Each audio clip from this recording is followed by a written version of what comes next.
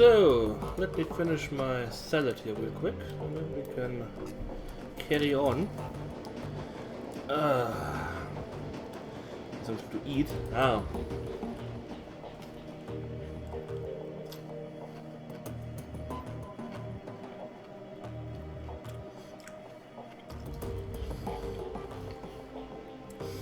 I hate it when they don't cut the green stuff out of a tomato.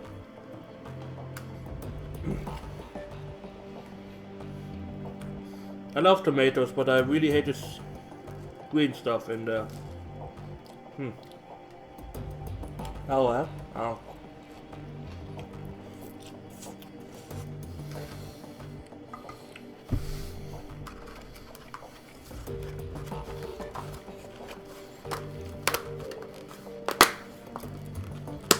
But I will finish it later. So, take the van. I can only take her with me. Okay. You are about to travel to Howard's compound in Tübingen. We are in Berlin. And we drive to Tübingen, which is here in Stuttgart. Berlin, northeast Germany. Stuttgart, southwest Germany. That's at least a 14-hour travel, if not more. Well guys, I know we've just found out about bioweapons, but we are gone for like 2-3 days maybe. We have to kill some cults somewhere. No, you guys just stay at home.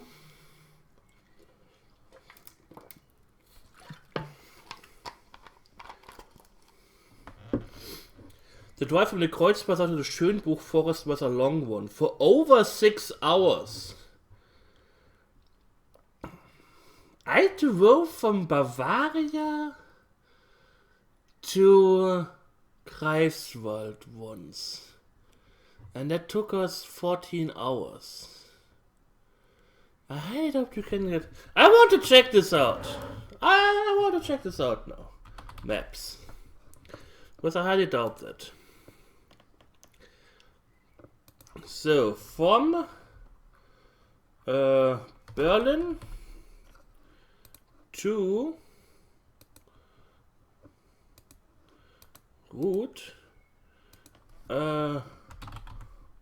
Schönbuch. Naturpark Schönbuch. 7 hours, according to Google, I guess. With less things. Okay. I would have never guessed that. So, you get an Ares Predator. Just as a second weapon. You can get a Remington. I want to give you that. Little lady. I have my loadout. Yeah. Oh, yeah, looks good. Okay. The weathered edifice of Firestone looms above you, dark and sinister in the chilling night air. Despite the horrifying stories that Laurie told you about the place, something about it feels strangely comforting. In the back of your mind, insidious voices whisper that you could stay here forever. Do you feel it? The lure of this place? Laurie guessed us with a limp of chrome and steel. When I was a kid, when I was whole, the pull was irresistible. Yes, I can feel it. It's almost pleasant. It's meant to be. That's how it gets to you. It warms its way inside of you, changes you, and you don't even realize what's happening until it's too late. She looks at you and her eyes are dark. When she speaks again, her voice is quiet but steady. You're going to see some terrible You're going to see some terrible things here, Elanarae. Firestone exists to prey on the young, and we are going to have to come face to face with that. Are you sure that you're prepared for this? And you say the young. How young do you mean? I need to know what we're walking into. Don't worry about me, I'm solid. She studies your face for a moment longer, then looks away. Good. You want to compare notes? Make sure that we are both on the same page? She nods. We take Howard out of commission. You were right when you said that we couldn't afford to let him live. Even if he completely destroyed this place, it would be all for nothing if he got away. He would just start another cult somewhere else. Any suggestions as to how we should approach this? Yeah, we are going to take out the shrine that Howard uses as his power focus. We can't touch him while that thing is standing, but after we bring it down, he'll be vulnerable. Tell me more about the shrine. It's a lump of rock about as tall as I am, inscribed with runes and encrusted with bone. The shrine's power comes from an entity that Havoc bound into the stone, something very old and very dangerous, a toxic spirit. In many ways, it is the heart of this place. We can't touch Havoc while the shrine is intact. If we try, he'll siphon enough power from it to slaughter us where we stand. But if we confront the shrine and kill the spirit, the astral backlash from its death will cripple him. All we have to do is finish him off. I want to hash out a few more details before we head inside. That makes sense. If you have any questions, it would be best if you ask them now. So we make our way to the shrine and then, what? Take it out with explosives? Breaking the rock won't work. We'll have to take on the spirit directly. Track it to where it lives and kill it. I've bought what we'll need to do that. I can't tell you exactly how this is going to go down, Elanarae. The spirit itself will have a good deal of control over that, but you'd better prepare yourself, because I think that this is going to be one hell of a fight. What about the other cultists? We'll save any that we can, but the energy released when the spirit dies will hurt them too. Anyone whose mind it touched will take a hit. Doesn't that mean that backlash will hit us too? You've only just arrived. The spirit hasn't had a chance to warm its way into your aura yet. Considering I am a shaman, and I should know all about this. She tells me quite a lot about spirits and stuff. You might black out for a minute or two, but otherwise you should be fine. As for me, well, like I said, this place can't touch me anymore. Sounds like this is our best shot then. It is. If the shrine is this important, why didn't you mention it earlier? When I lived here, Havo barely used this thing. To be honest, I think that he was afraid of it. Back before I ran away, Forest Dweller was nothing more than a cult of personality that revolved around Havo. He didn't need magical help to keep us here. We loved him and we believed in his message. He created this shrine as an insurance policy. And you think that something has changed and that he started abusing the shrine's power? Yes. And I think that my escape was the cause of that change. I know Harrow. When I ran, I boosted his ego. His charisma and charm had failed him, and my disappearance rubbed his nose in that failure. He wouldn't be willing to chance something like that happening again, not when he had the means to prevent it. So the cultists see them like puppets, the shrine controls them. Not exactly, it's more insidious than that. Think of the shrine's influence as a drug. It lowers your inhibitions, makes you compliant. If you were to stay here for a couple of days, you would fall in love with this place, and you wouldn't even know why. All of Harrow's bullshit would start to make sense. You would be happy.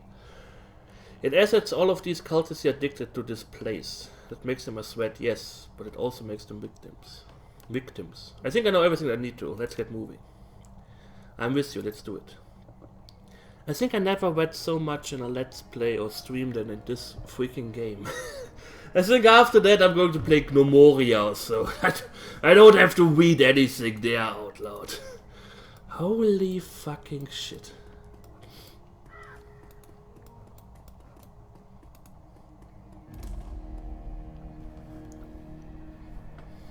Everything's a drug in Shadowrun.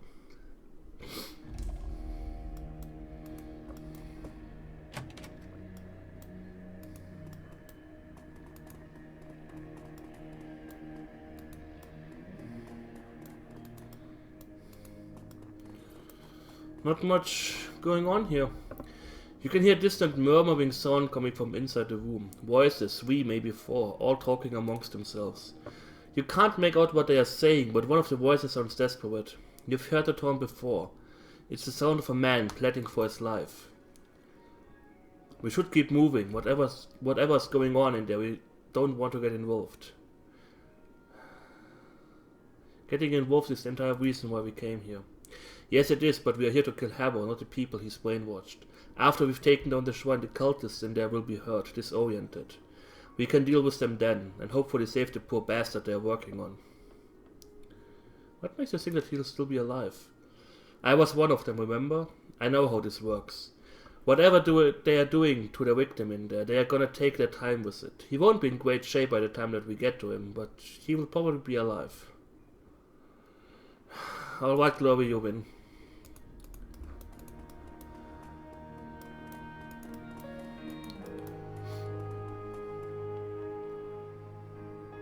The doorway shimmers with a faint red light. As you approach the doorway, you can feel a squirming sensation in the back of your skull. Your limbs begin to tingle and feel heavy. The closer that you get to the doorway, the more of a struggle it is to continue moving forward. It feels as though the strength is being siphoned from your body. I forgot about... Abaddon didn't have that much reading, or? I kind of forgot everything about Abaddon. Fucking piece of shit game. As you step away from the door, the crawling sensation gradually recedes. A moment later, strength returns to your limbs. The shrine room is through here, but this barrier wasn't here before. Harrow must have warded the doorway after I ran. Fantastic, now what? The ward is like a lock. There must be a key. Back when I helped Harrow run this place, he and I were the only ones allowed in the shrine room. So we look for whoever has taken my place. That's where the key will be. How will we know who that is? It will be a girl. Harrow would never make a male as a second. He wouldn't want a competition. And her hair will be fire wet. It's a sort of insignia of rank within the cult. A girl with red hair, got it. Oh no, that's me! Bam, bam, bam, bam, bam. Gloria! Stop hurting me!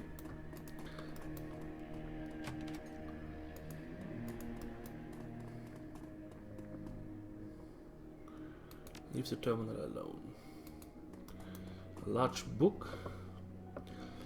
Unostentatiously. They really use long and hard words in this.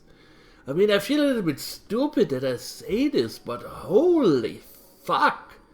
Enormous? Is enormous not enough? Does it have to be ostentatiously? Large tome sits cradled on this pedestal. The paper is robust and fibrous, and the binding has been expertly stitched. A steel plate running along the book's spine anchors into the pedestal. Glory stares down at it, frowning. Harrow's manifesto, the handcrafted line of bullshit that defeats those initiates. We all ate it up with a smile, and came away convinced that he was a genius. She leaves through the pages with an articulated finger. Looks like he's expanded over the last few years. It's at least twice as thick as it was when I lived here. Maybe there's something in there that we can use. I wouldn't want to hang around long enough to find out. This is Harrow's personal library. He used to experiment in here. There were some dangerous things in here, Elanarae. 6 things. I was never allowed in this room without Harrow. Nobody was. He said that it was for our safety, and I think that he was telling the truth. I feel uneasy being in here. I don't want to stay here any longer than we have to.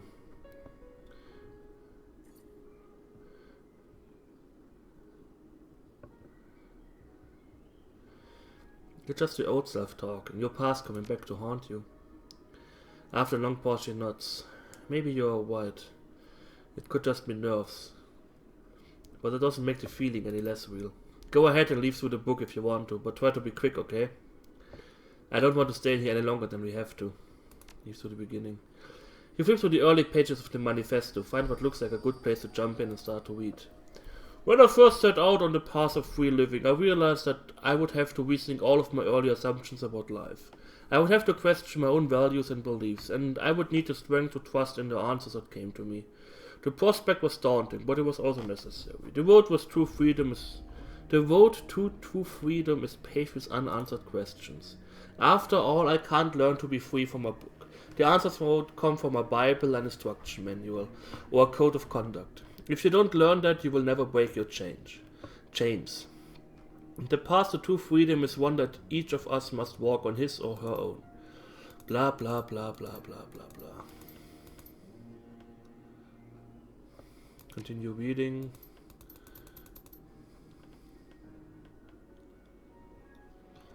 You hear another rustling sound, Glory moving behind you. She stares down at the rules of leak and look of disgust in her face.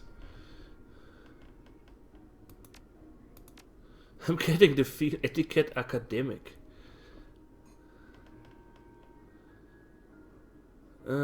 Clear simple rules with a focus on instant gratification. I can see why this would be appealing to a street kid. That's what Harrow wrote them for, and he mined that an entire library's worth of 60s counterculture says New Age self-help books and cult manifestos to do it. There's a single original idea in this thing.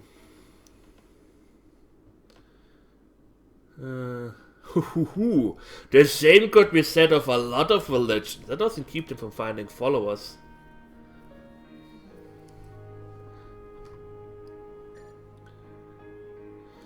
Let's leave the journal alone. Apparently there's something in the room with us. And Mrs. Chrome can feel it. Okay.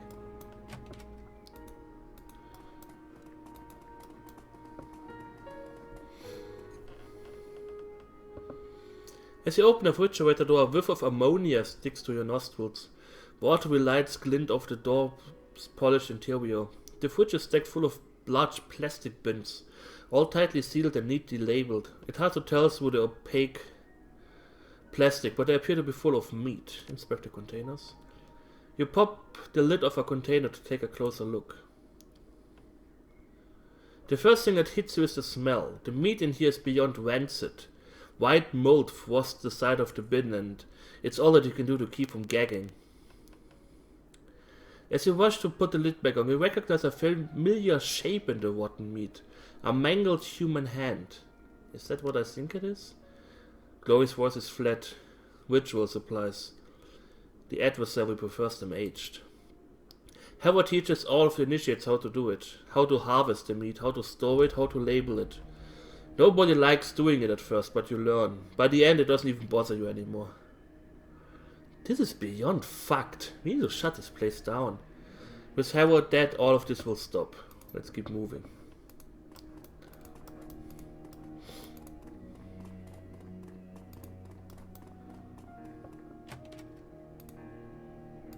Medicine cabinet, yay!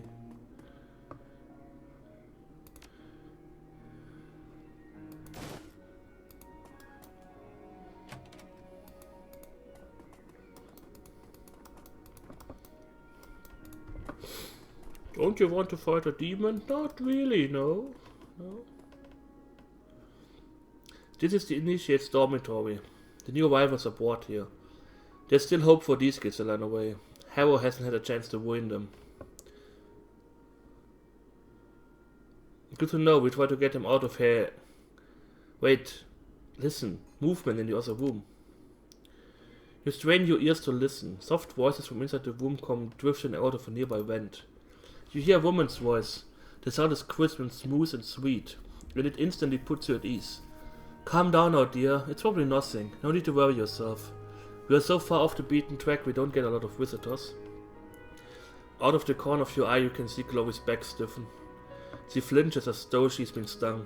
Another voice, high-pitched and pleading. An adolescent boy. But what if it is someone? What if the bad people have found us? What if they followed me here and they've come to... The female voice cuts in, soft and comforting. Well, then we'll send them away. You're perfectly safe here. You have to believe that. Don't worry, dear heart. Harrow won't let anyone hurt you. Not here, in this place. Not ever again. You hear another boy's voice. This one is deeper. Are you certain, Martha? Positive. Be calm, all of you. As long as you're here with us, nothing bad will ever happen to you. It's her, the girl who lured you here. She gives a curt nod. That's right, Martha. The bait that Harrow used to draw me to this place. What do you want to do? Chloe pauses, grits her teeth. Finally she spits out an answer. If she's still here, she'll be Harrow's #1, my old position. He had his way with all of us. But he was always sweet on Martha. That means that she'll have a key to the shrine room. In that case, we're going to have to find a way to get it away from her. Yes, but not here, not now. Those kids in there, they would all die for her. They already love her. That's what she does. We can't risk confronting her in that room. If the situation turns ugly, any one of those kids will happily eat a bullet for her. And that's not what I came here to do.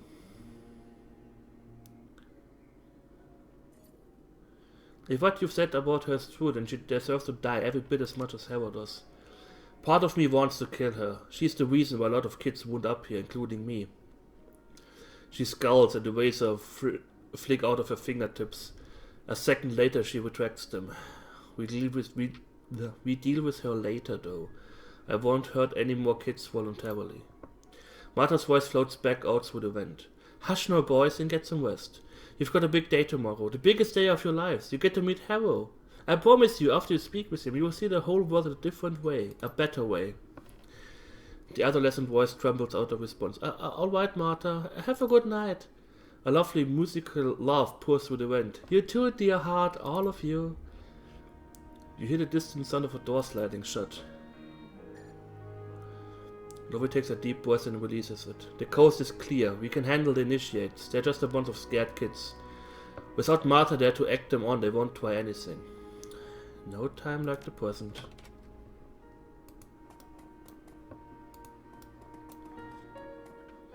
The initiate closes to the door, whips his head up to look at you. He takes a stutter step back in alarm, then opens his mouth to cry for help. You don't want to do that.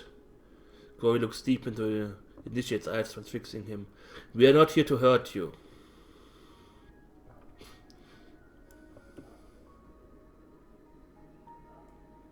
We are friends of Harrow. Some of us are calling Martha out here. We're just going in there to have a word with her. The initiate's eye you nervously. His gaze fits to Chloe, then falls to her cyber limbs. He swallows. Yeah, okay. He takes a step back. You do that. Female initiate. She must have a Tumblr blog, considering her hair. The initiate by the door is staring at Chloe's limbs, her eyes wide. She's a mousy little thing, probably somewhere in the vicinity of 17 years old, with purple contact lenses and a shock of blue hair. She glances up at Chloe, blinking. You used to live here, didn't you? I've seen your picture before. Chloe's expression remains neutral. Really? I think so. I didn't look at it long. It was in a room that I wasn't supposed to be in. But I'm pretty sure that it was you. It probably was. You're right. I did live here a long time ago. I was like you back then, a scared kid, brought here by Martha for a chance at a new life. I like Martha. She's so nice. I always feel safe when I'm with her. Most adults aren't like that. They either don't notice you or they do it for the wrong reasons. But Martha, she cares about us. Can I ask you a question? Go ahead. Ask away. Well, I overheard Martha talking with Mr. Harrow yesterday. I think that they were talking about our meeting with him. The one that Martha was just telling us about, where we'll learn to see the world in a different way. Go on. Well, I couldn't really hear the whole conversation. It was all muffled. But what I could hear was kind of weird. Mr. Harrow said some stuff about a shrine, and then it sounded like he changed the subject. Because he started talking about dinner. Something about chopping up meat. Well, Martha got real upset, said they're too new, they're not ready, make the older ones do it, stuff like that. But then Mr. Harrow said some other things, and then she calmed down again. When she left, she was smiling. And so I was just wondering, do you know what they were talking about? I want to make sure that Martha is okay, but I can't ask her about it, because I don't want her to find out that I was eavesdropping. I think that I know what Harrow has planned for you. Have you ever opened the fridge in the other room? No, why? Is that where we are going to make dinner? Chloe cuts in, her voice is gentle. I wouldn't worry about it. We'll make sure that Martha is okay. Alright. But don't tell her that I told you, please. Don't worry, we won't. How long have you been here, by the way? Almost a week. She shuffles her feet. Eventually she looks up with a small smile. It's wonderful. Of course it is. So much nicer than living on the street, isn't it? Chloe's face is kind, but her tone is one of incredible sorrow. You be good, sweetie. Don't you worry. We'll take care of Martha. The girl smiles sheepishly and steps back. As you pass by her on your way to the door, Chloe shoots you a sidelong glance. It's like I thought. Things have changed in the past few years. How so? Back when I lived here, Harrow would never have let such a fresh convert prepare sacrifice.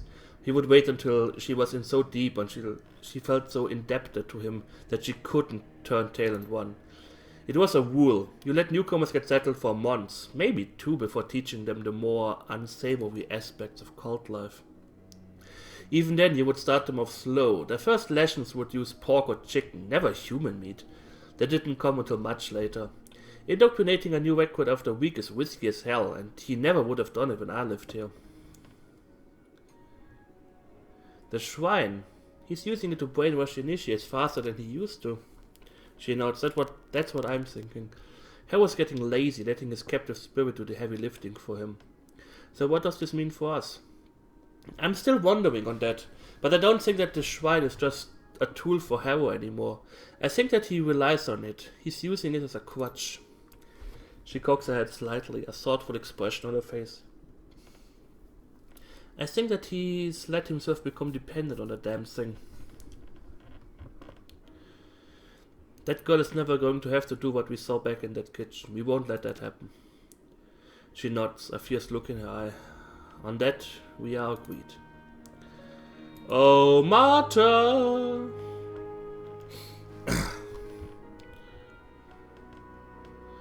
Martha's just on the other side of this door. However this goes, we're going to have to move quickly afterward. If she dies, Harrow will know it, and I don't trust her to keep her mouth shut if she lives. So we take the key to the shrine room, break through the ward, and confront the spirit. Are we clear on that? Crystal, let's do this. Ah, red hair, eh? The woman in this room is lovely. Full lips contrast artfully with her fine elfish features, and a tumble of fire-red hair spills down over her shoulders. Beyond her physical beauty, there's something inherently approachable about her. She exudes an almost palpable aura of kindness and warmth. Martha, Chloe's old lover, the lure that Harrow used to draw her, and so many others to Feuerstelle. She looks up with a start at the sound of your approach. Her eyes go wide at the sight of Chloe. As she takes in her cyberware, her mouth falls open in horror. Glory? Yes, Martha, it's me. Chloe's voice is cold. It's been a long time. It has. Martha swallows. Oh, they do this quite fast here. The horrified look hasn't left her face. Chloe, what have you done to yourself? What I had to do. I got out, Martha. It was the only way. Oh, Chloe. All at once the horror on Martha's face is replaced with an expression of profound sorrow. I'm so sorry. Martha steps forward, her arms extended to wrap Chloe in a hug. All at once something in Chloe's face changes. Her skin goes from pale to pallid and her breast becomes ragged. She takes a step back and raises her claw into a defensive posture. Her voice frosts over with cold rage. Don't you touch me. You're one of Harrow's creatures. You always were. Martha stops short. One of his creatures? Chloe, what are you talking about? Most of the time I'm completely numb, but for you I can make an exception. I hate you! I'm sorry that you still feel that way, Chloe. For my part, I still love you. The razors flick out of Chloe's fingertips. Her lip curls into a snarl. Another lie. The last one you will ever tell. To escape from it. This place took everything from me and it all started with you. She looks genuinely hurt. Harrow and I rescued you from a life on the street. A beautiful girl, homeless, penniless, living in a gutter. I pulled you away from all that. I saved you. There's a long pause. Chloe stares into Martha's eyes, her expression unreadable. I don't feel much anymore, Martha. Most of the time I'm completely numb. But for you I can make an exception. I hate you!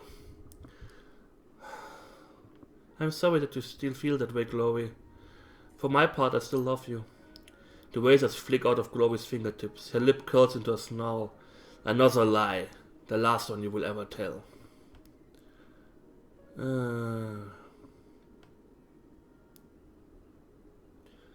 I think that we should hear her out. Something strange is happening here. No, nothing strange is happening here. She is totally brainwashed. Go to it, Chloe. Don't let me stand in your way. You couldn't if you tried. Chloe begins to stalk towards Martha's position. Alright, Chloe. I didn't want this, but you win. Her hands begin to glow. Let me show you what our husband has taught me since you disappeared. He taught me to run away like a little bitch. Let's slow her? No.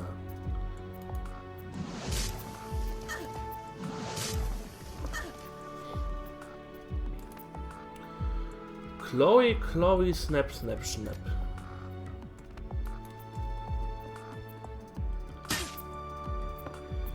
And a normal one.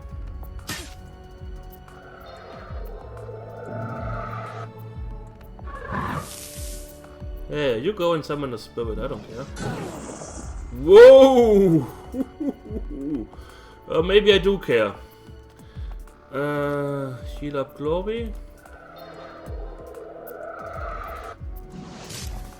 And go all out on her.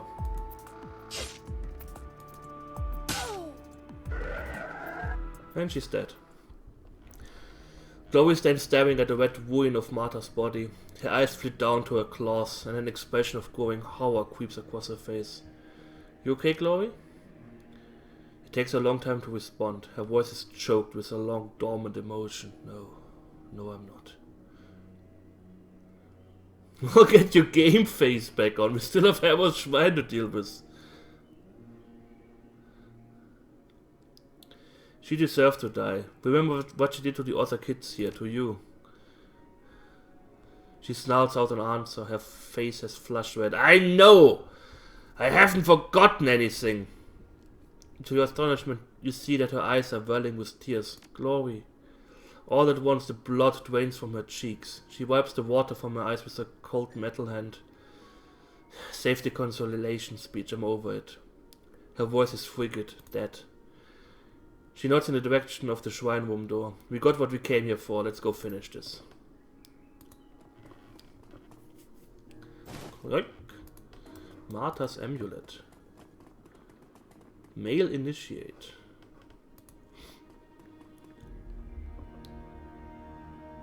Hello? You monster! You killed Martha! It couldn't be helped. I was going to get you, you will see. Yeah, fuck Harrow. I'm going to punch his face in. Chloe is fine too.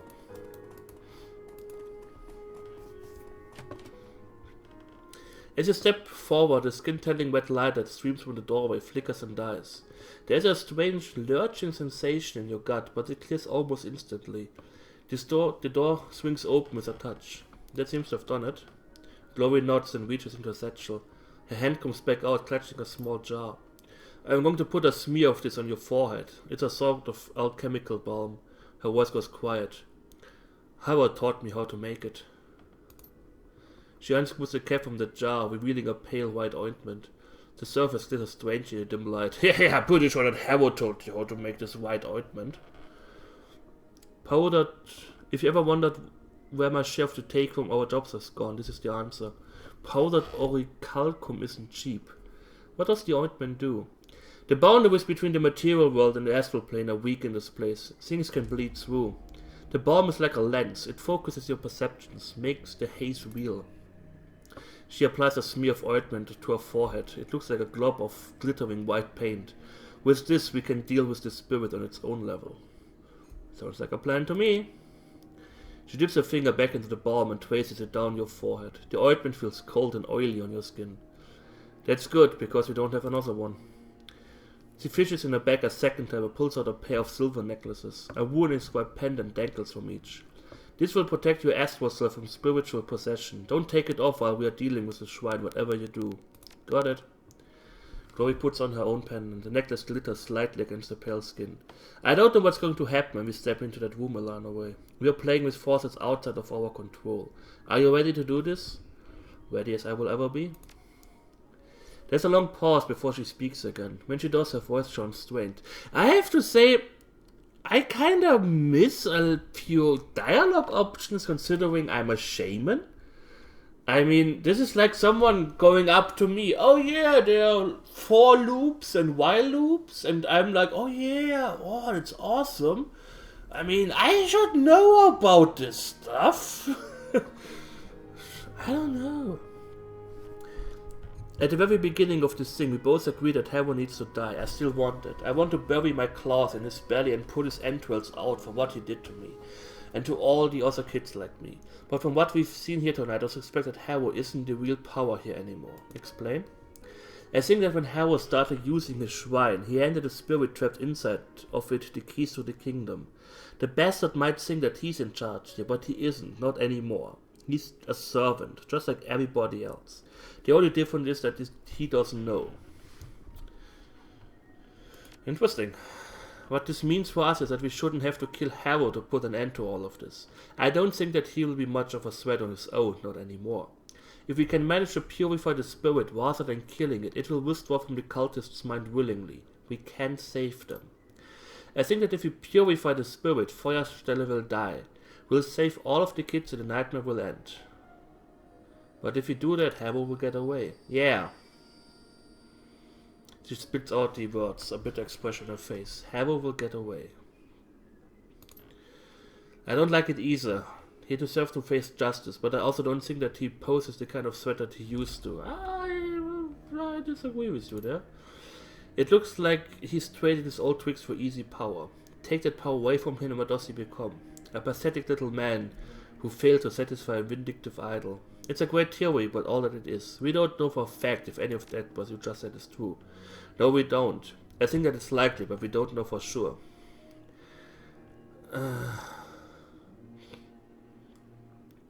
I can't justify letting a man like Harrow go free on a hunch. We need to take him down, and we need to do it tonight. There's a long pause. Chloe looks to be at war with herself. Finally, she turns her head away and spits out a reply. You're right. Without ironclad proof, we can't let that bastard go. Forget that I said anything. Her hands clench into fists. I have to admit a part of me was hoping that you would say no. I want to watch that bastard bleed out and know I'm gonna get a chance to. A momentary expression of doubt flickers across her face, but she squashes it down. The frown that replaces it is hard and angry.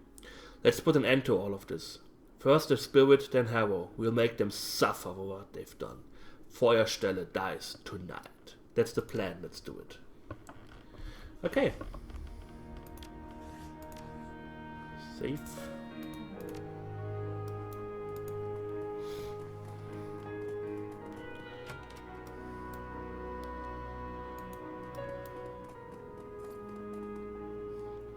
As you approach the shrine, a chorus of high, sibilant voices fill the air. The sound is light and airy, but something about it fills you with a bone-deep dread. Welcome home, Glory. Glory's eyes go wide. She opens her mouth to speak, but no sound escapes her. Glory, what?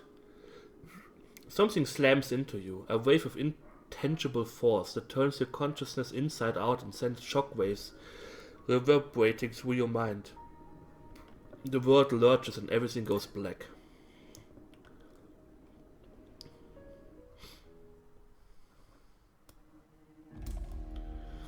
Slowly you begin to steer. Murky, flickering impressions invade the oily stillness of your unconscious mind.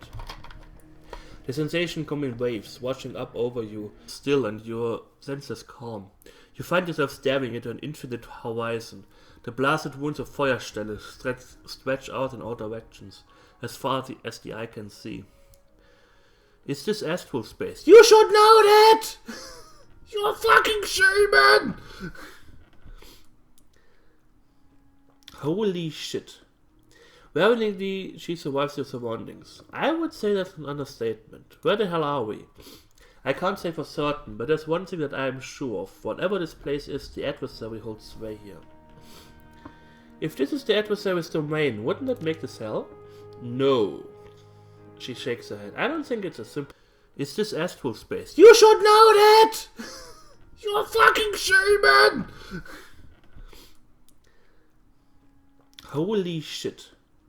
Worryingly, she survives your surroundings. I would say that's an understatement. Where the hell are we? I can't say for certain, but there's one thing that I am sure of. Whatever this place is, the adversary holds sway here. If this is the adversary's domain, wouldn't that make this hell? No. She shakes her head. I don't think it's as simple as that. But the spirit that we are hunting is going to be here, right? Yes, it should be here somewhere. Oh, let's find it.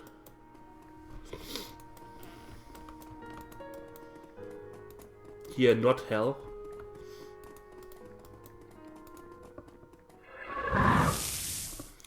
As you step forward, you find yourself gagging. The air in this room is saturated with a slaughterhouse smell. A smell like blood and bile and feces. The stench of an abattoir, whatever an abattoir is. Up ahead you catch sight of something sliding into the world. It looks like a charred man with a pair of tortured faces where its shoulders should be. The thing burns like a Roman candle, spitting white-hot sparks in a fiery plume. An oily substance runs down between his dangling legs and spatters onto the floor, and where those strips land, they burn. Behind the creature, a second thing lumbers into view, a wall of muscle, sinew, and burning pitch. The thing lurches towards you, leaving a trail of greasy smoke in their wake. Sounds like fun. Is any of you Satan? Ow! Hey! A seeker and a mauler. Okay. I heal myself and I can't slow the mauler and I can't hit the seeker. Okay. Let's try to make it like this.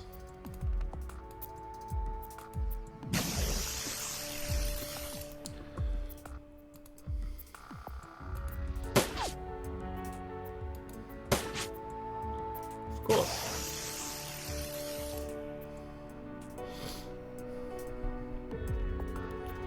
That thing has quite a reach.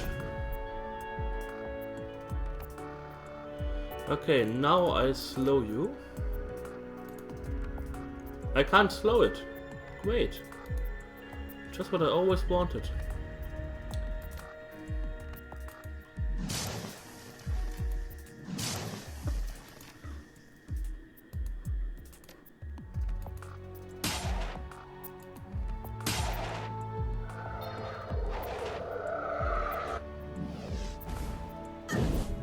Can you stop doing that?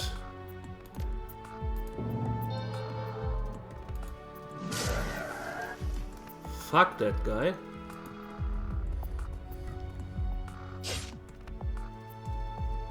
Of course I want to out-magic a magical being. Ow.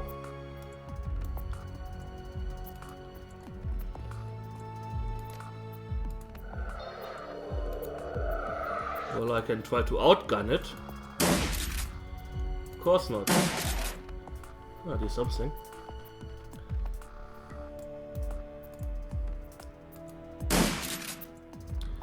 $65.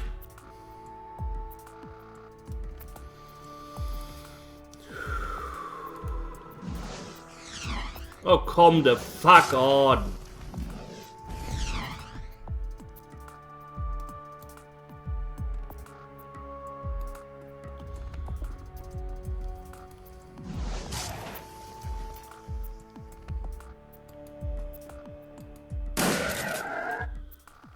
That's how we do it around here. This is my boomstick. Great, more of them. Just what I always wanted.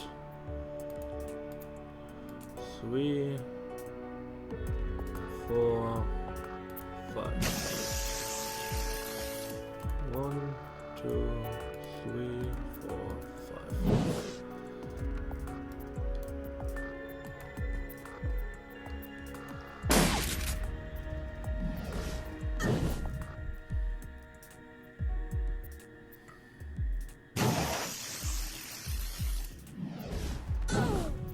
Can you stop hitting me all the time? I would really appreciate it.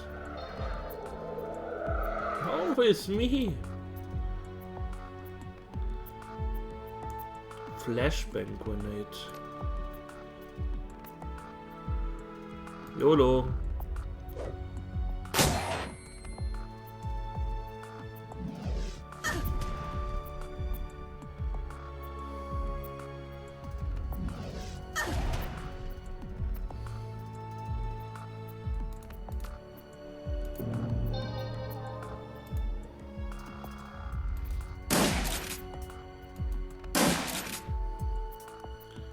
How the fuck can you be in heavy cover?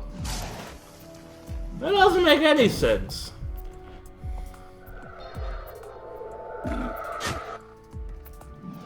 $13 damage. Holy fuck.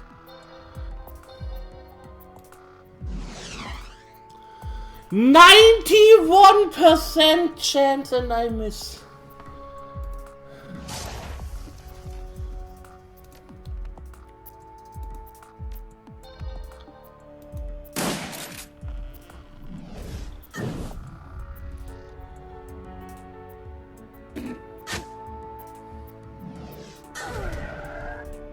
Holy fuck.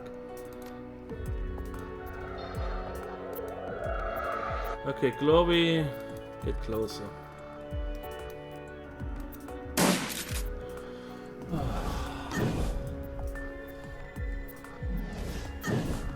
Yeah, just focus on me, why not? Who cares? Haste, Glory.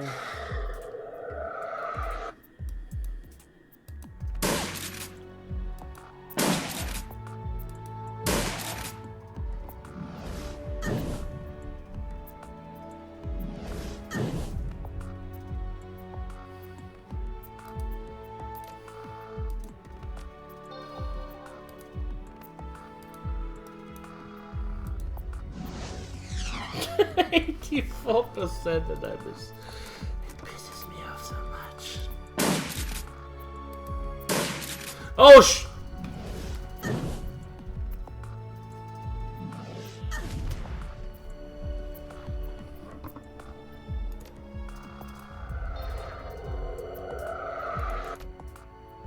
I really start to hate games where they actually show you the percentage. Because that's bullshit! Finally!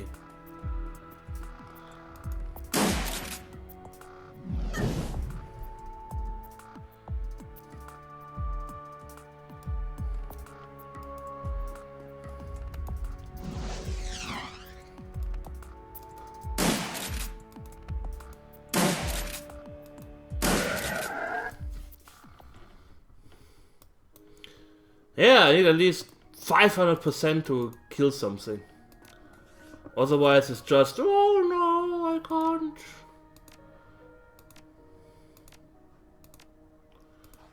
I can't hit anything because...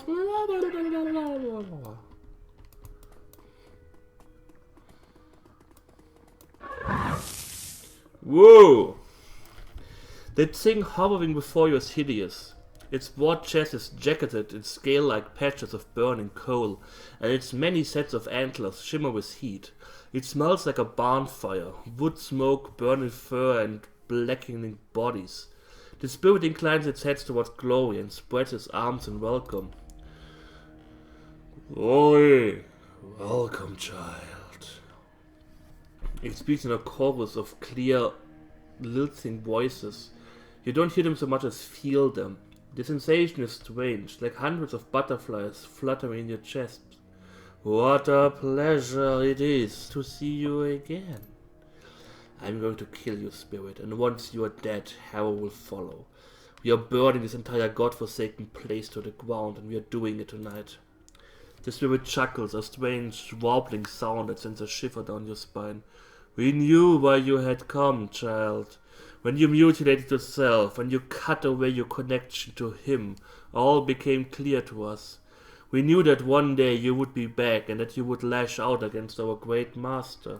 It was inevitable. The voices in your head soften, become sad, but the fluttering in your chest turns ugly, like the buzzing wings of a swarm of blowflies. You have mangled yourself beyond repair, and you did it to spite him, he who was your greatest benefactor. You betrayed him, child, but he loves you all the same. Cut the shit, spirit. We all know what your master's love does to people. Slowly, terribly, the spirit begins to turn. You can hear the crack and pop of splintering vertebrae as its enormous head shifts on his shoulders. It fixes cavernous gaze on you. Your friend, this outsider, slanders our great master, but we take no offense. Her words are like the babble of a newborn babe. She is ignorant of the truth. The spirit inclines his head towards you. If the noise continues, we will teach her, and the babble will cease. Chloe shoots you a sidelong glance. She mouths a word, don't. I have a message from you, from our great master. He has a gift for you, a peace offering, one that he offers freely, a sign of his continued affection for you. He knows that you desire his servant's destruction. As a symbol of his love, he will grant you the power to bring an end to Harrow. He knows that you wish to free the children of Feuerstelle. As a sign of his compassion, he will help you set them free. You can have everything that you want, child, all of this and more. This is obviously a trick, don't listen to it. The spirit keeps his attention fixed on Glory. It claps his hands and leans forward, bowing his head. All that he requires of you is a show of good faith. Remove the protective ward from your neck, and his gift is yours for the taking, yours forevermore.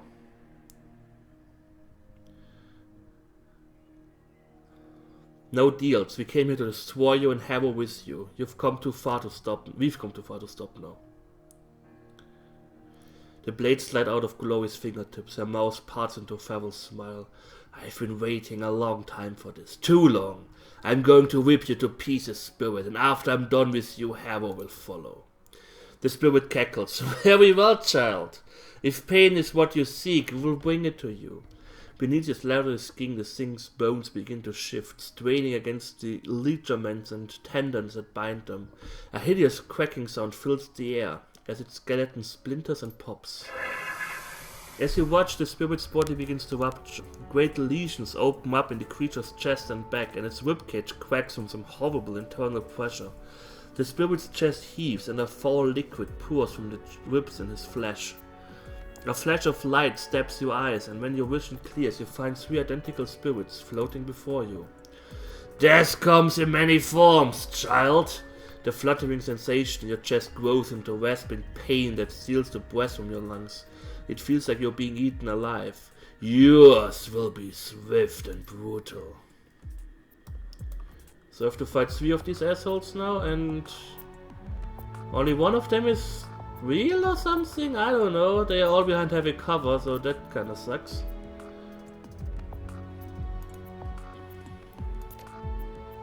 I of course can't slow any of them. Great.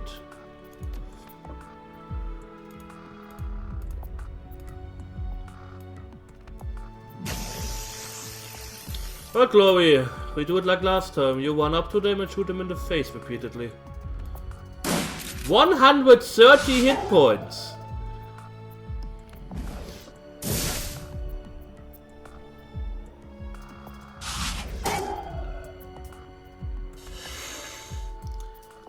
A figure materializes out of shadow. The form is wispy and insubstantial. A projection of a man, distorted by distance. His silhouette ripples like a flag in the wind, and through the haze you can see his face. He is more beautiful than handsome, with sculptured features and an unnatural youthful complexion.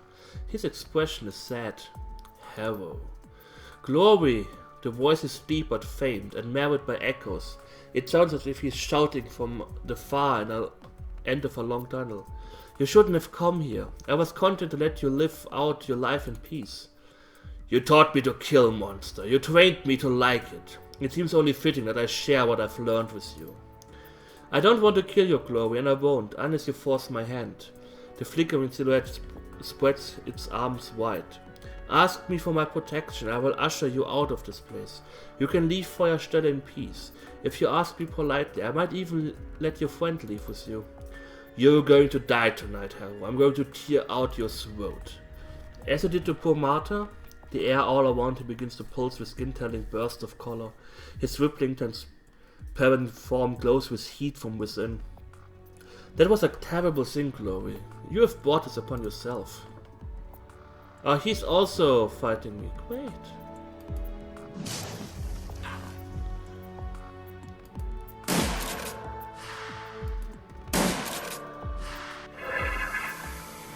Oh, great.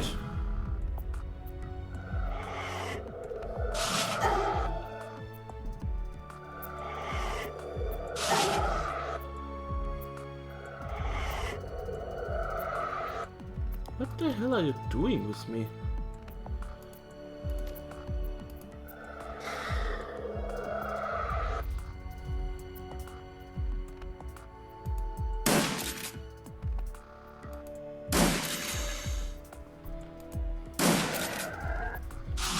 Okay, that worked.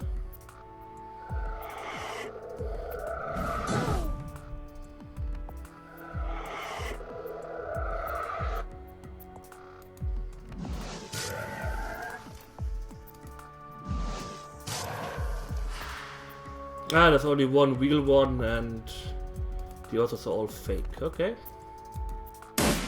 Oh, fuck you!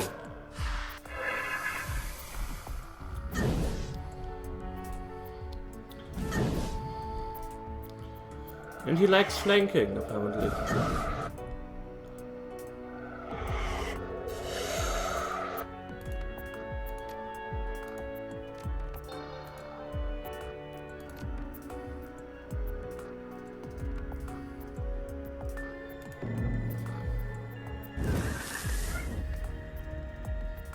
Who's the real one? Nobody.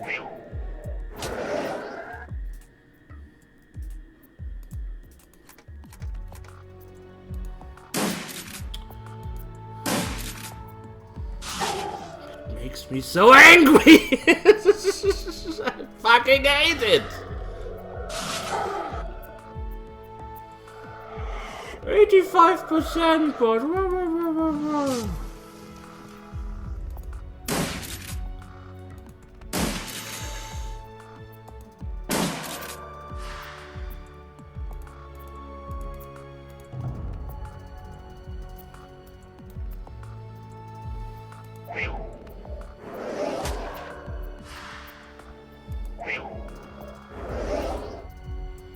I can slash them or so.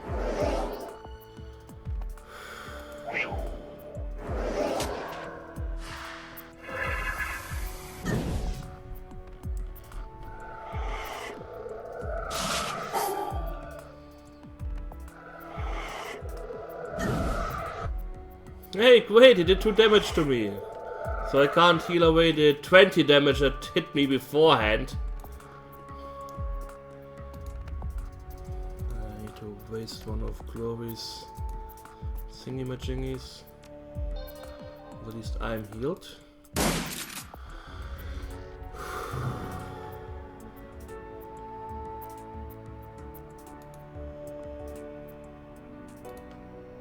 Banish Spirit now.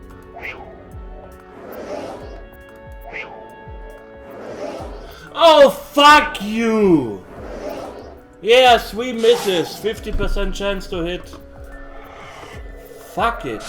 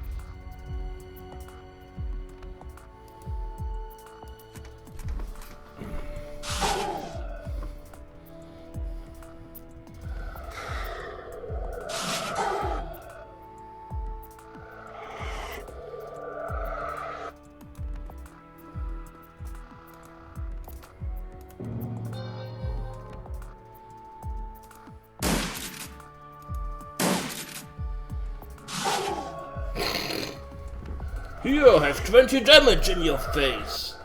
Hope you like it. And then he does 1 damage, so I can't heal the 20 damage away. Haste her. Run up to him, shoot him in the face. Thanks.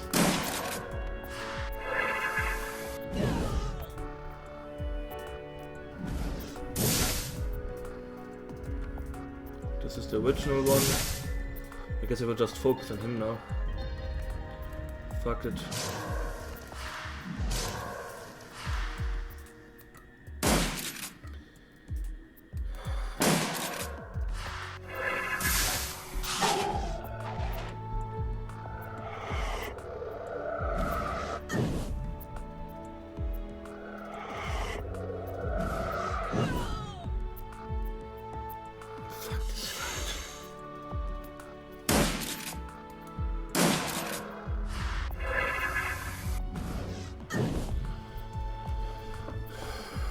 I think I should just focus on killing the real one and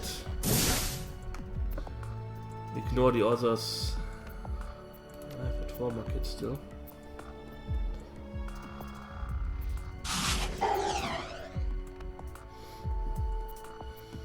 And of course try to get rid of this asshole, who seems to always buff the real one? I don't know.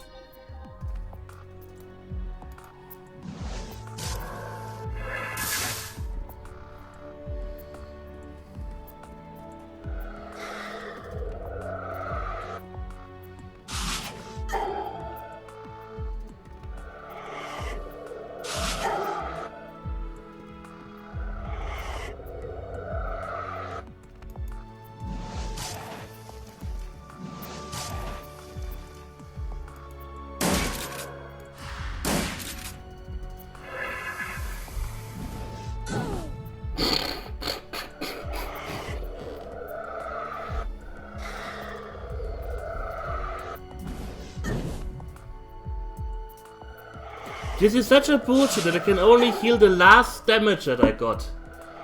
Hey, I hit you for 20 and then I hit you for 2 because YOLO, YOLO, swag, swag, swag. YOLO, YOLO, swag, swag, swag.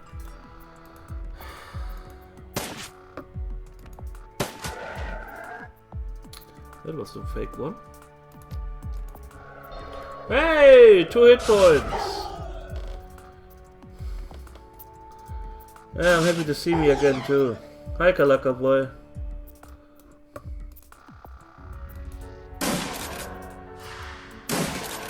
And he regenerates apparently. I have this strange feeling I'm doing this boss fight wrong. Is he healing? You know, he's just putting a protective field, but now he's full of health again.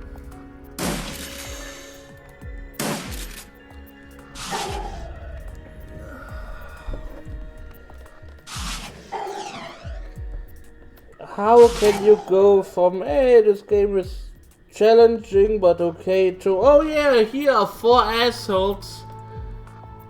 No, he's not giving him 15, he's deflecting. The spell says deflect 15%. And I can't kill him that fast. Maybe I shouldn't have rolled up a shaman, I should have a street samurai or something. You know, something that actually does damage instead of someone who can go through all the special options here. Maybe I should play this game just as a hack and slash. I fucking hate it.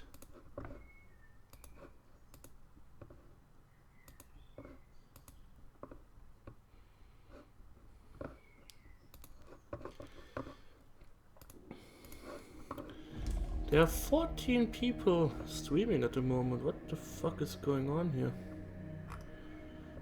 Nobody I actually want to watch.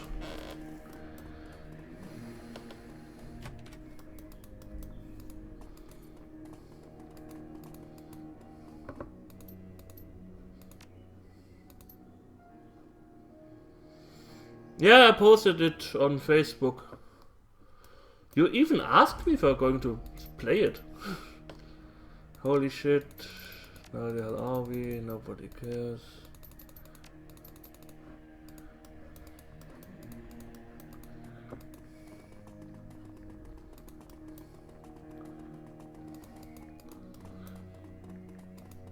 But I highly doubt that we play it. I mean, the Five Nights at Freddy games were fun once they lasted, but I don't know. Not that much fun.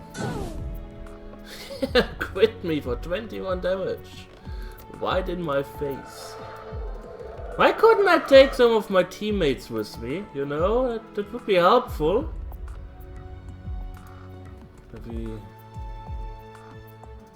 Having people with me, but no, apparently not. Apparently I don't need them. I'm a grown girl now.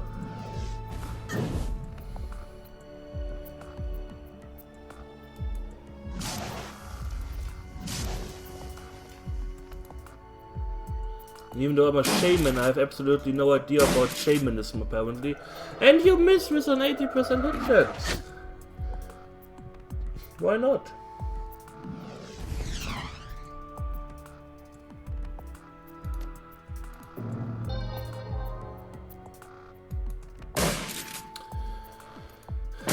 Oh, fuck it.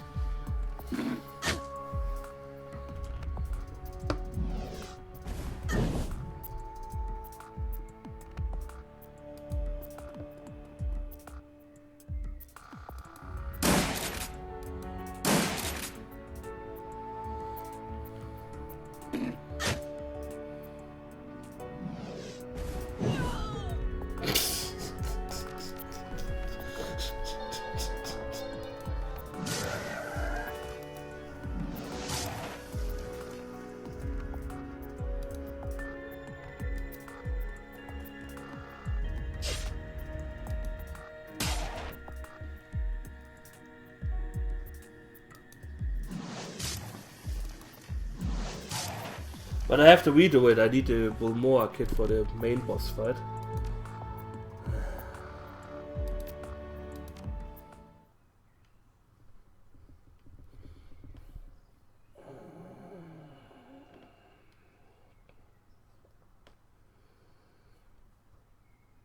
I don't know why they always have to come up with such bullshit boss fights.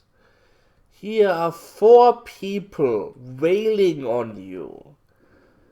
And you have only 2 people, even though you can have 4 people, but for some reason the game was like, no. That would be mean and unfair against the poor enemies. This whole thing is like, did you choose the right class at the beginning? Yes, no. I'm pretty sure with a street samurai or something that actually could do some damage. It would help, but it's asphalt space. Then you have this rule. Is this rule also in independent paper that you can only heal the last damage that got in? I have vacation this whole week. Maybe I stream the whole week. Maybe if it carries on like this, I won't, because this is just pissing me off. Should have played Grim Dawn as I planned to. Would have been more fun. Okay, heal up.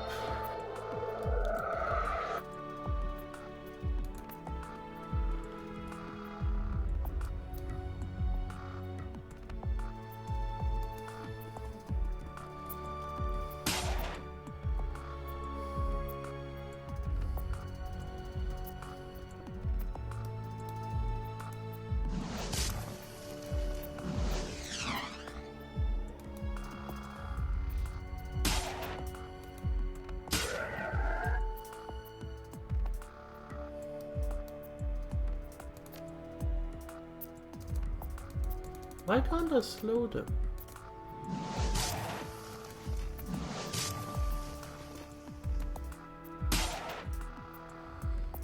Let's try to kite him, maybe that works.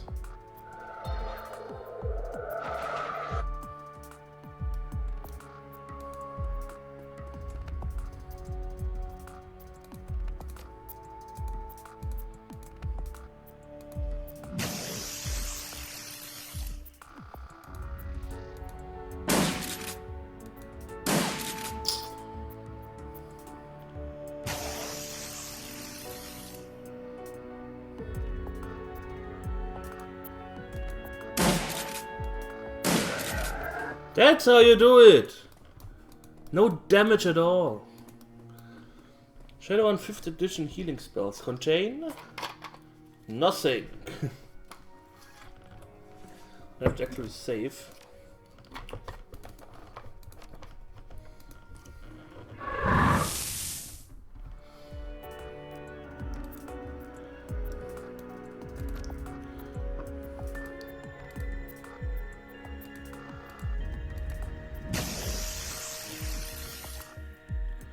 So let's split up so we don't get hit from the AoE attacks and focus on the castle.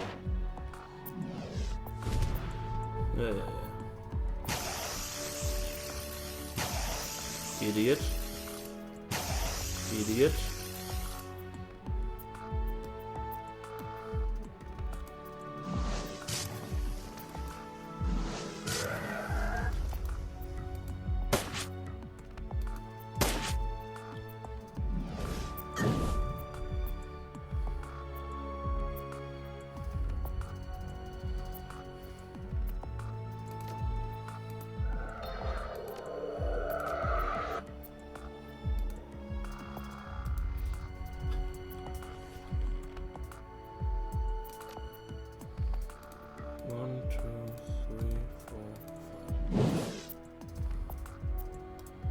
You can heal as many HP as you want. Great!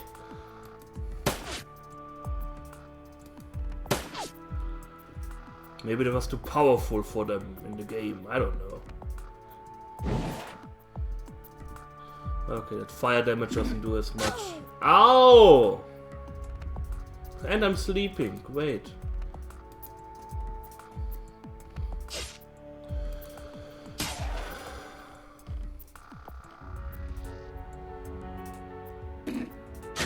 Don't hit me!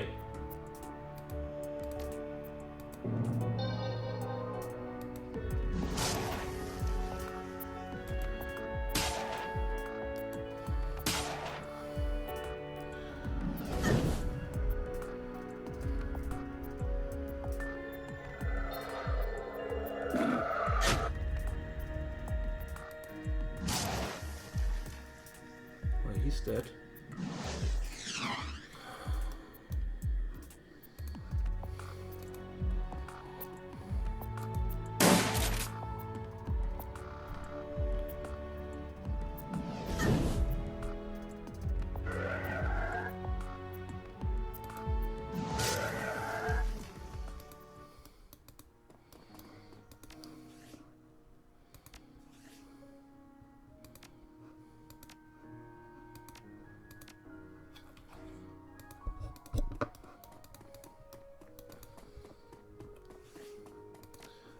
I don't like it that I had to use a healing thing, but I got away pretty good. And now the big blah blah blah. Can I stand here? Wonderful. Yes, yes, yes, whatever.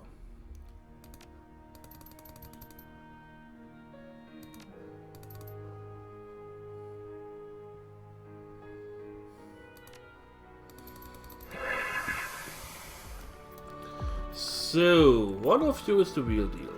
You? Nope. You? Yep.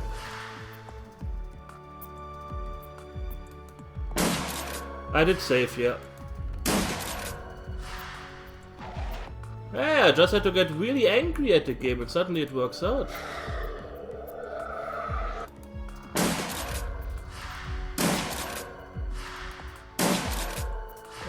Okay.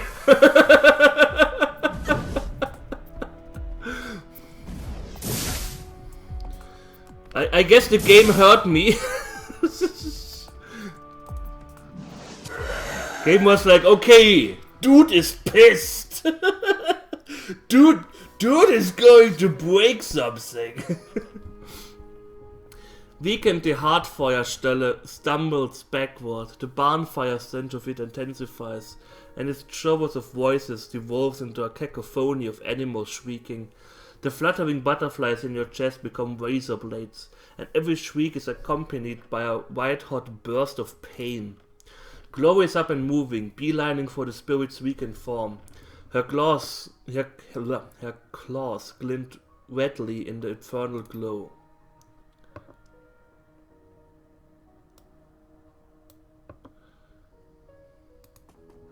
There's Harrow. It didn't even do something in the whole fight.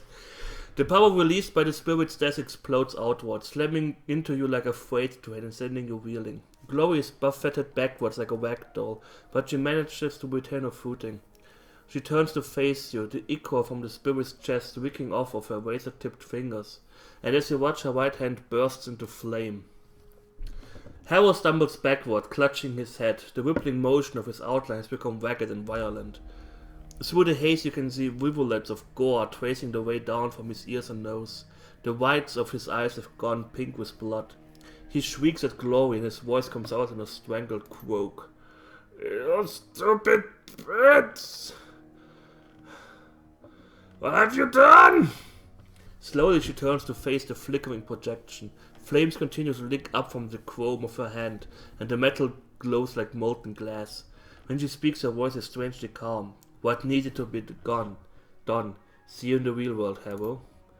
The projection of Harrow convulses and bursts, and the sculpts are consumed by shadow. The shadows dissipate, and Harrow is gone. I hope the bastard burns. A wave of nausea washes over you, and your perception distorts. It feels like some great unseen power is turning you inside out. You catch sight of Glory, standing impassively, smiling into the void. Then everything goes black. Yeah, I just have to hit stuff, then I'll actually do damage. And not like 80% miss. Slowly you swim back to consciousness. The mound of stone that was Harrow's shrine has shattered, and the aura of power that it emanated is gone. Struggling to your feet, you find Glory standing nearby. She looks as calm as she ever has, but something about her troubles you. You can't quite put your finger on it, but you can't shake the feeling something is wrong. Glory, you okay? She gives a sidelong glance. I'm fine, Elanarae, but we need to get moving. Things are spilling through from the other side like rats fleeing a sinking ship. And besides, we still have Harrow, the real Harrow, to kill. You cough to clear your lungs of the soot and smoke that you inhaled in that other place, but to no avail. To your horror, you realize that the smoke is here, too. Feuerstelle is burning. From the hallway outside you can hear a chaotic jumble of sounds. Just on the other side of the door a man is yelling, pleading with something to stop. From the cries that follow you gather that his words have fallen on deaf ears. You can also hear fainter, higher pitched noise, the screams of the initiates. I can hear Harrow, he must be right outside, let's go finish this. A curious expression flits across her face. Yes, let's. I've been waiting for this a long time. Fuck the initiates! I have to kill Harrow. Going to fucking whip his ass off. There you are.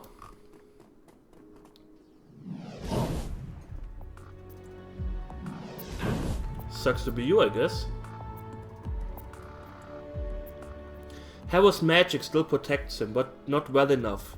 At least half of his body has been seared black by the creature's attacks. Blood spills from his ears and nose, and his eyes have gone wide with terror. Glory stalks toward Harrow, her claws at her side. A ghastly smile creases her face, and it widens further as she draws near. The nightmare creatures from the adversary's domain fall back at her approach. Impossibly, the fingers of her right hand begin to glow, just as they did in the adversary's domain. The metal goes from cherry red to yellow-white in an instant, and waves of heat wash over you. She looks down on Harrow's huddled form and raises her right arm. Glowing razor erupts from her incandescent fingertips. He looks up at her, his mouth agape. Hello, lover. Where Glory's burning claw makes contact, Harrow's flesh bubbles and bursts. She rakes his chest and plunges a pair of razor-tipped fingers into his eyes. His final screams are inhuman, like something out of a nightmare. Glory shakes her hand free and his seared body tumbles to the floor. It's over. She smiles at you, lit from beneath by the red glow of that claw. Her mouth looks like it's full of blood. It's finished. With dawning horror to realize what was bothering you before. Something is absent, and the realization makes her stomach churn. Her pendant. The protective charm that once glinted against her pale skin, it's gone. Glory, what happened to your pendant? The ward that you were wearing, where is it?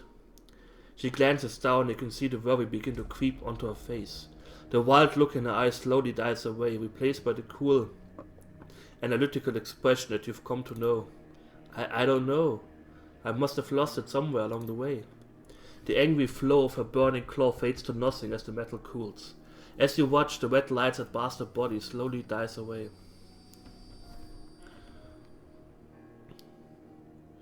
Something happened to you in there, Glory, your hand. How do you explain that? How is it even possible? I don't know, but we can worry about it when we get back home. It's only a matter of time before this entire compound shakes itself apart.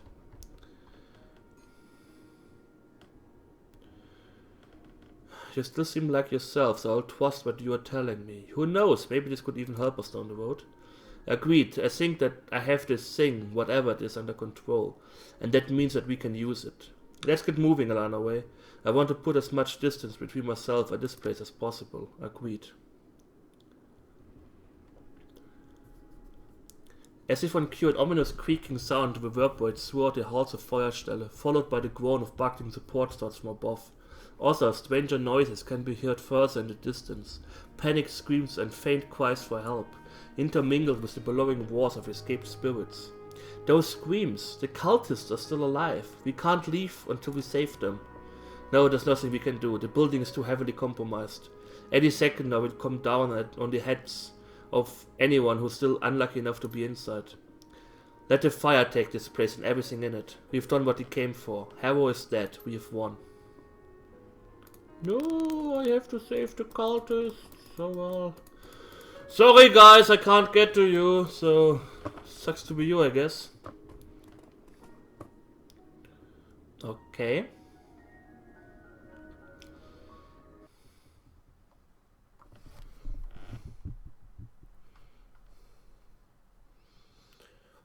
You tread your way through the trees of the Schönbuch forest, tracing your way back to the thicket where you and Glory hit the van. The inferno that consumed Feuerstelle is spreading, and the conflagration casts the forest around you in a sinister orange light. The heat at your back is intense, unbearable. Far ahead, Glory blazes a trail for you to follow, shredding the foliage in her path. The fire is moving fast, but you're faster. You clamber into the van, put the vehicle in gear and punch the accelerator.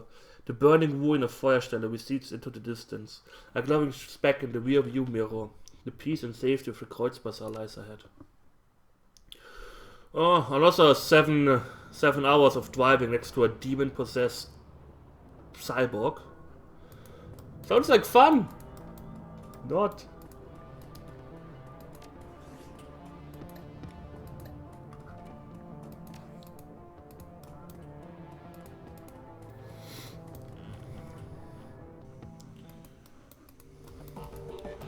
So guys, I'm back.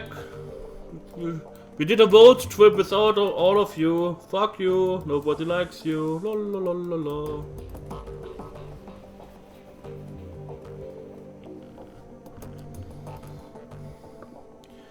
Chloe sends an introspective look on her face. At the sound of your approach, it turns to face you.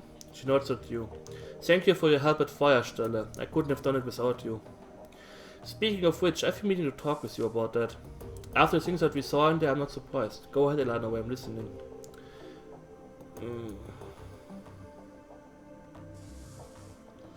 We need to talk about what happened to you back there.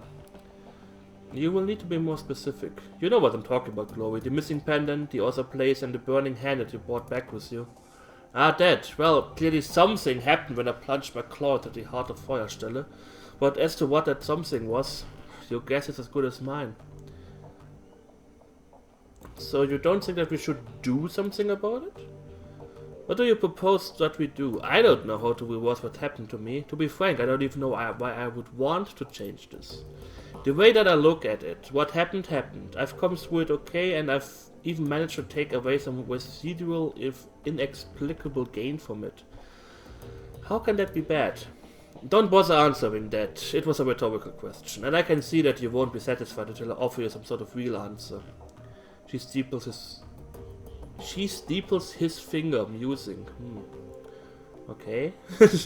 I suppose it's possible that when the spirit died, some portion of his essence was trapped in the hand that I used to kill it. How could that happen? We were in a place with different rules, remember? I'm already too far out of my comfort zone to offer you any real answers. Maybe it reacted to the orichalcum in the balm that I was wearing, I don't know. Anyway, the important thing is that some portion of the spirit, let's call it a residue, got smeared onto my hand in the adversary's domain, and somehow back in the real world, that residue has imparted me with magic.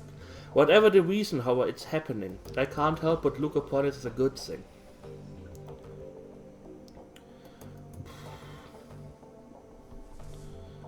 I guess I can't argue with you there. If it makes you more combat capable, I can't order you not to use it. You couldn't anyway. Whatever this is, it's part of me now. Let's change the subject. Is there something else that you wanted to ask me about? You looked distraught when Martha died. How are you holding up?